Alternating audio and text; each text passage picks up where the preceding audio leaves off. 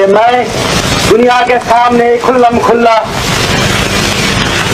ऐलान कर सकूं कि आजाद हिंद फौज अब बिल्कुल तैयार है। ये आवाज है उस महान क्रांतिकारी की जिन्होंने देश की पहली स्वतंत्र सेना आजाद हिंद फौज को खड़ा कर भारत में ब्रिटिश हुकूमत की नींव हिला दी थी, जिन्होंने स्वतंत्र भारत की पहली आजाद हिंद सरकार बनाई थी। इस सरकार की अपनी करेंसी, बैंक, अदालत और खुफिया एजेंसी भी थी और आजाद हिंद सरकार को जापान, जर्मनी, इटली और यहां तक चीन ने भी भारत सरकार का दर्जा दिया था। दुनिया के इतिहास का सबसे बड़ा तानाशाह एडोल्फ हिटलर भी नेताजी सुभाष चंद्र बोस के सामने सिर झुकाता था। उन्होंने द्वितीय विश्व युद्ध में एक महत्वपूर्ण भूमिका निभाई थी और भारत की आजादी आंदोलन में ब्रिटेन को ऐसी धूल चटा दी थी कि दुश्मनों ने कायरों की तरह पीठ पीछे वार करके उन्हें एक प्लेन क्रैश में मरवा दिया, लेकिन उनकी विचारधारा को नहीं दबा सके। वो विचारधारा जिसने देश के युवाओं में मातृभूमि के लिए प्रेम और बलिदान की भावना को जागृत कर दिया था। लेकिन ओडिशा के छोटे से गांव में जन्मा एक साधारण लड़का इतना ताकतवर कैसे बन गया कि उसने भारत के अंग्रेजी हुकूमत को उखाड़ फेंका? कैसे नेताजी हर बार अपना वेश बदलकर अंग्रेजों की आंखों में धूल झोंक देते थे? तानाशाह एडोल्फ हिटलर के साथ उनकी मुलाकात कैसी थी और क्यों एक बार सरदार पटेल ने बोस पर केस ठोक दिया था? जानेंगे इस वीडियो में। साथ ही करीब 80 साल पुरानी नेताजी की कुछ दुर्लभ वीडियोस भी देखेंगे और वर्तमान में नेताजी की बेटी अनीता बोस कहां हैं और क्या करती हैं। लेकिन उसके पहले हर भारतीय वीडियो को लाइक करके कमेंट बॉक्स में जय हिंद जरूर लिखे। साल 1897 भारत में 56 अकाल ने हाहाकार मचा रखा था। भूख और प्यास से तड़पते हुए 70 लाख लोग अपनी जान गंवा चुके थे। इसी वक्त ओडिशा के कटक गांव में एक ऐसा तूफान जन्म ले रहा था जो भविष्य में ब्रिटिश हुकूमत की जड़ें हिलाकर रखने वाला था। इस तूफान का नाम था सुभाष चंद्र बोस। उनके पिता जानकीनाथ बोस कटक के मशहूर वकील थे और मां प्रभावती देवी एक आदर्श गृहिणी। सुभाष अपने 14 भाई बहनों में 9वें स्थान पर थे। बचपन से ही उनमें अद्भुत साहस और आत्मविश्वास झलकता था।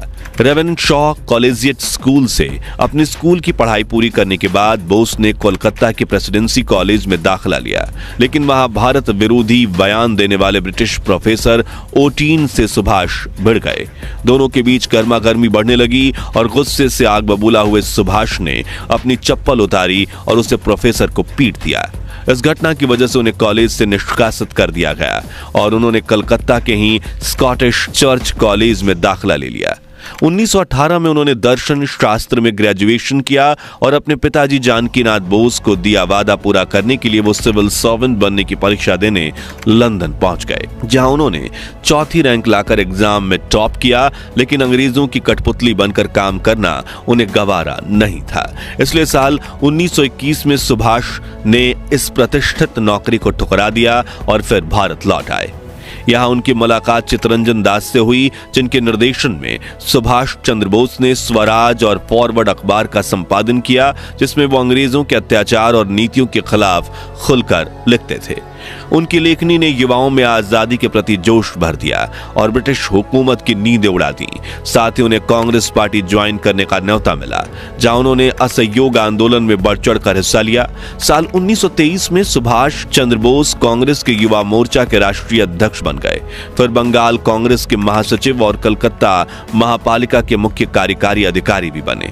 इधर सुभाष चंद्र बोस की अखबार दिन प्रतिदिन लोकप्रिय होता जा रहा था और युवाओं में ब्रिटिश हुकूमत के खिलाफ राष्ट्रवादी आंदोलन की चिंगारी भड़क रही थी, जिससे अंग्रेजों की रातों की नींद उड़ गई थी। लेकिन वो चाहकर भी इस न्यूज़पेपर का कुछ नहीं कर पा रहे थे, क्योंकि नेताजी की लिखावट हमेशा तथ्यों के आधार पर होती थी। ऐसे में अंग्रेजों ने दूसरा रास्ता चुना और साल 1925 में क्रांतिकारी आंदोलनों से संबंधित बताकर उन्हें बर्मा के मांडाले कारागार में भेज दिया, जो उस वक्त बीमारियों और आभाओं का घर हुआ करती थी।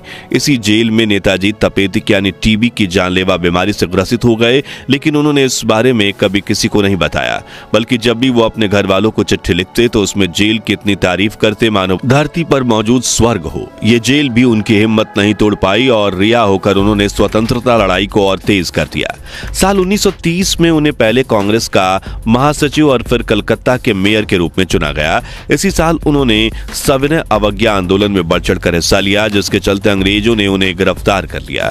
साल 1931 तक जेल में उनकी तबीयत खराब होने लगी, इसलिए उन्हें इलाज के लिए ऑस्ट्रिया भेज दिया गया। यहाँ उनके साथ एक दिलचस्प किस्सा हुआ जिसके बारे में काफी कम लोग जानते हैं। तो ऑस्ट्रिया में उनकी मुलाकात सरदार पटेल के बड़े भाई विट्ठल भाई पटेल से हुई, जो काफी बीमार थे। नेताजी ने उनकी खूब सेवा की, जिससे विट्ठल भाई काफी प्रभावित हुए और जब गुजरे तो उन्होंने अपनी जायदाद का एक हिस्सा देशहित करने के लिए नेताजी के नाम कर दिया। लेकिन सरदार पटेल को यह बात रास नहीं आई। दोनों के बीच विवाद हुआ और सरदार पटेल ने नेताजी पर केस ठोक दिया और नेताजी केस हार गए। सरदार पटेल और नेताजी बोस की मंजिल एक ही थी, आजादी, लेकिन रास्ता काफी अलग था। इसलिए दोनों के बीच हमेशा मतभेद जरूर रहे। 1930 के दशक में नेताजी सुभाष चंद्र बोस का जेल आना जाना लगातार जारी रहा।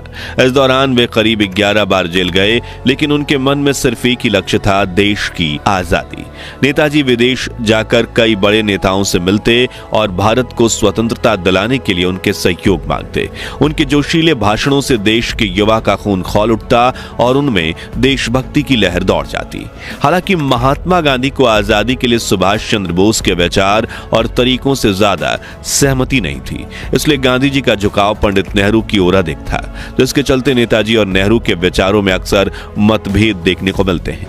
केवल इसी कारण से साल 1939 में नेताजी ने कांग्रेस अध्यक्ष पद से इस्तीफा दे दिया और 3 मई 1939 को इन्होंने कांग्रेस के अंदर ही फॉरवर्ड ब्लॉक के नाम से अपनी अलग पार्टी बना ली। लेकिन सन 1940 में उन्हें कांग्रेस से निकाल दिया गया और फॉरवर्ड ब्लॉक से स्वतंत्र पार्टी बनकर उभरी। नेताजी की पार्टी ने अंग्रेजों के खिलाफ अपने आंदोलनों को तेज कर दिया और घबराए हुए अंग्रेजों ने पार्टी के सभी बड़े नेताओं को गिरफ्तार कर लिया, जिनमें नेताजी भी शामिल थे। उस वक्त देश में द्वितीय विश्व युद्ध अपने चरम पर था और नेताजी जानते थे कि यही वो समय है जब वो इस युद्ध का फायदा उठाकर देश को आजादी दिलवा सकते हैं। इसलिए वो जेल में नहीं रहना चाहते थे और उन्होंने आमरण अनशन शुरू कर दिया। उन्होंने अंग्रेजों से मुझे रिहा करो वरना मैं जीना छोड़ दूंगा। कई दिनों तक भूखे रहने की वजह से उनकी तबीयत बिगड़ने लगी और ब्रिटिश सरकार ने हार मानकर उन्हें जेल से रिहा कर हाउस अरेस्ट में रखा, जहां ब्रिटिश पुलिस वाले उन पर दिन रात नजर रखते थे। लेकिन उन्होंने अपने वेश को बदलकर कैसे अंग्रेजी हुकूमत को चकमा दिया, वो कहानी बेहद दिलचस्प है। तो हाउस अरेस्ट के दौरान एक बार नेताजी ने बाहर खड़े पुलिस वालों तक खबर पहुंचाई कि मैं कुछ दिन एकांत में बिताना चाहता हूं, इसलिए मुझसे मिलने घर मत आइएगा। लेकिन असल में वो अपनी दाढ़ी मूंछ उगा रहे थे और 17 जनवरी की रात उन्होंने पठानी सूट पहनकर अपना वेश पूरी तरह से बदल दिया और हाउस अरेस्ट से भाग निकले और अफगानिस्तान चले गए, जहां उन्होंने गूंगे बहरे पठान का किरदार निभाते हुए सोवियत संघ की सीमा तक का सफर तय किया, जहां से मॉस्को जाने के लिए उन्होंने एक इटालियन आदमी ऑरलैंडो मोज़ाटा का भेष धारण कर और नकली पासपोर्ट के जरिए आसानी से अफगानिस्तान की बॉर्डर पार कर ली।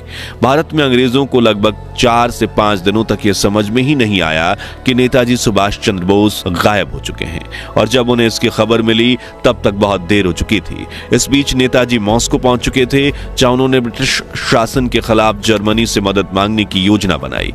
अपने इस मिशन के तहत नेताजी सीधे जर्मनी के तानाशाह एडोल्फ हिटलर से मिलने पहुंच गए। हिटलर भी नेताजी के अदम्य देश प्रेम और उनके साहसिक कारनामों के बारे में सुन चुका था और यही वजह थी कि वह भी नेताजी से मिलने को उत्सुक था। यह मुलाकात इतिहास के उन पलों में से एक थी जिसने स्वतंत्रता संग्राम को एक नई दिशा दी। 29 मई 1942 को नेताजी सुभाष चंद्र बोस की मुलाकात हिटलर से हुई। हिटलर ने उनसे मिलने से पहले अपने कई बहुरूपियों को भेजा, लेकिन नेताजी ने उन्हें तुरंत पहचान लिया। इससे प्रभावित होकर हिटलर खुद मिलने आया।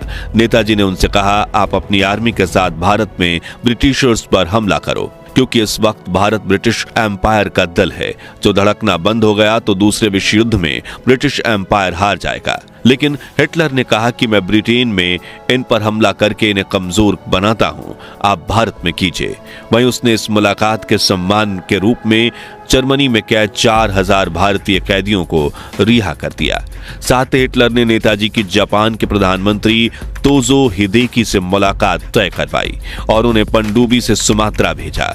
इस प्रकार नेताजी सबमरीन में सफर करने वाले पहले भारतीय बने। सुमात्रा से विमान द्वारा टोक्यो पहुंचे, जहां तोजो ने उन्हें समर्थन दिया और ब्रिटिश सेना के भारतीय कैदियों को रिहा कर दिया और इन सैनिकों के साथ नेताजी ने यहीं पर बनाई आजाद भारत की पहली सेना, आजाद हिंद फौज। हिटलर ने सुभाष बाबू का स्वागत किया और जर्मनी में तिरंगी झंडे के नीचे अपने देश को आजाद करने के लिए सुभाष बाबू ने जय हिंद के नारे के साथ आजाद हिंद फौज कायम की। नेताजी की इस फौज ने सिंगापुर, बर्मा और मणिपुर में ब्रिटिशर्स के खिलाफ युद्ध लड़ा और जापान को जीत दिलवाई, जिससे खुश होकर जापान ने न सिर्फ आजाद हिंद फौज को फंड्स और हथियार सप्लाई किए, बल्कि अपने मित्र राष्ट्रों में उनकी फौज को अपनी मिलिट्री बेस बनाने की अनुमति भी दी। इसी बीच जापान नियंत्रित सिंगापुर में इंडियन इंडिपेंडेंस लीग यानी आजाद हिंद संघ के प्रधान रास बिहारी बोस ने नेताजी को सिंगापुर आने का इनविटेशन दिया और 2 जुलाई 1943 के दिन नेताजी सिंगापुर पहुंचे।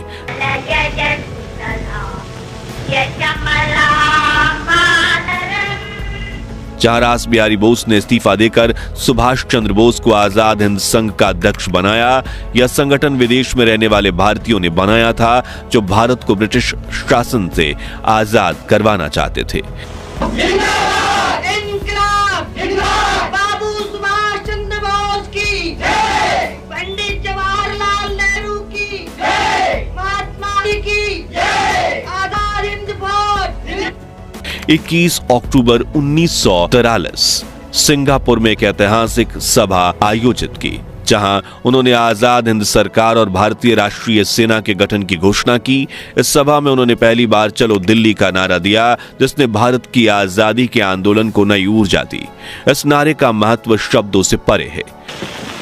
एक नारा निकल रहा और वो ये था, चलो पेरिस, चलो पेरिस। तो है फ्रांस की राजधानी और पेरिस पर कब्जा करने से फिर फतेह होते। तो इसलिए उन लोगों के मुंह से वो एक ही नारा निकल रहा था, चलो पेरिस, चलो पेरिस। लड़ाई छिड़ गई तो जापान के बहादुर सिपाहियों के मुंह से सिर्फ एक ही नारा उस पर निकल रहा था, चलो सिंगापुर, चलो सिंगापुर। हमारा भी एक ही नारा होना चाहिए, हो सकता है, और दिल्ली, चलो। अगले 3 सालों तक नेताजी आजाद हिंद फौज का नेतृत्व करते हुए ब्रिटेन को इतनी गहरी चोट पहुंचाते हैं कि अंग्रेज उनके नाम से ही थर-थर कांपने लगते थे। जापान खुश होकर उन्हें ब्रिटिशर्स से जीता अंडमान निकोबार द्वीप भेंट कर देता है। इसके साथ आजाद हिंद फौज अब भारत की सरजमी पर कदम रखती है। यहाँ वो अपनी आजाद हिंद सरकार बनाते हैं, जो पूरी तरह इंडिपेंडेंटली ऑपरेट करती थी, और उनके भाषणों ने इंडिया मैनलैंड के युवाओं में भी आजादी की चिंगारी भड़का दी थी और हजारों लोग आजाद हिंद फौज से जुड़ने लगे थे। उस वक्त नेताजी कुछ इस तरह भाषण देते थे। हमारे रास्ते में आएगी भूख, प्यास, तकलीफें, विपदें, मौत। कोई नहीं कह सकता है जिन लोग इस जंग में शरीक होंगे उनसे कितने लोग निकलेंगे जिंदा होगा। कोई बात नहीं है हम जिंदा रहेंगे या तो मरेंगे, कोई बात नहीं है। बात कोई सही बात यह है, आम बात यह है, आखिर में हमारी कामयाबी होगी, हिंदुस्तान आजाद होगा। थे नेताजी के भाषणों से भारत में आजादी का आंदोलन और भी तेज हो गया और अगले 2 सालों में भारत स्वतंत्र हो गया। लेकिन दुर्भाग्यवश वो आजादी देखने से पहले इस दुनिया को अलविदा कह गए या फिर गुमनामी में खो गए। दरअसल 18 अगस्त 1945 को नेताजी सुभाष चंद्र बोस सिंगापुर से बैंकॉक होते हुए सेगोन पहुंचे। वहां से आगे जाने के लिए कोई जापानी विमान उपलब्ध नहीं था, लेकिन काफी प्रयासों के बाद उन्हें एक जापानी बम वर्षक विमान में जगह मिली। हवाई अड्डे पर अपने साथियों के साथ हाथ मिलाकर जय हिंद कहा और विमान में सवार हो गए। कुछ ही देर बाद विमान क्रैश हो गया और नेताजी की मौत हो गई। और जब यह खबर देश में फैली तो पूरे देश में मातम फैल गया था और हर तरफ यही चर्चा हो रही थी कि अंग्रेज नेताजी के प्रभाव से इतना डर गए कि उन्होंने कायरो की तरह पीठ पीछे वार किया और साजिश से नेताजी को मरवा दिया। मित्रों, हमारी इस पेशकश में तो सिर्फ नेताजी के जीवन की कुछ झलकियां थीं, लेकिन उनके जीवन से जुड़े ऐसे कई पहलू हैं जो आज भी रहस्य बने हुए हैं, जैसे कि सीक्रेट लव स्टोरी और प्लेन क्रैश के वक्त उनके पास मौजूद करीब 80 किलो सोना और करोड़ों रुपयों के अचानक गायब होने की मिस्ट्री, और सबसे बड़ा उनकी मौत का रहस्य, जिसे लेकर कहा जाता है कि नेताजी प्लेन क्रैश में बच गए थे और गुमनामी बाबा बनकर 1985 तक जीवित रहे थे। और वर्तमान में नेताजी की बेटी अनीता बोस कहाँ हैं और क्या करती हैं? तो अगर आप नेताजी के बारे में और भी अनसुनी अनकही कहानियां जानना चाहते हैं तो कमेंट बॉक्स में नेक्स्ट पार्ट जरूर लिखिए। ये वीडियो पसंद आई हो तो इसे लाइक और शेयर करें। 5100 लाइक्स जरूर करवा दीजिए और ऐसी ही अनकही अनसुनी कहानियों के लिए हमारे चैनल को सब्सक्राइब करके पास वाली घंटी बजाना मत भूलिएगा। जय हिंद, जय भारत।